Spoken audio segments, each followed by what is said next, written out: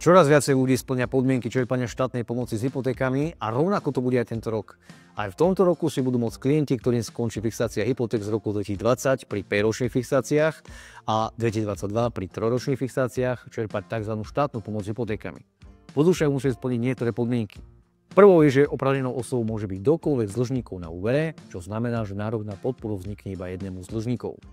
Druhou podmienkou je hranica príjmov, ktorá nesmie presiahnuť sumu 2280 eur v hrubom, pozor, za rok 2023. Pri dvoch dlžníkoch je to 4566 eur. Tretia podmienka je, že sa príspevok poskytuje len na jeden úver, ale na jednu nehnuteľnosť, ktorá slúži výlučne na bývanie, čo potvrdzuje žiadateľ čestným prehlásením. A poslednou štvrtou podmienkou je dodržiavanie platobnej disciplíny pri splácaní hypotéky. A ak tieto podmienky splňate a splňa ich veľa ľudí, tak vám štát bude vrácať spätne každý mesiac 75% navýšenia vašej splátky do maximálnej sumy 150 eur mesačne. Ak platíte hypotéku 300 eur mesačne a splátka sa vám navýši v roku 2025 na 400 eur, štát vám bude vrácať 75 eur mesačne.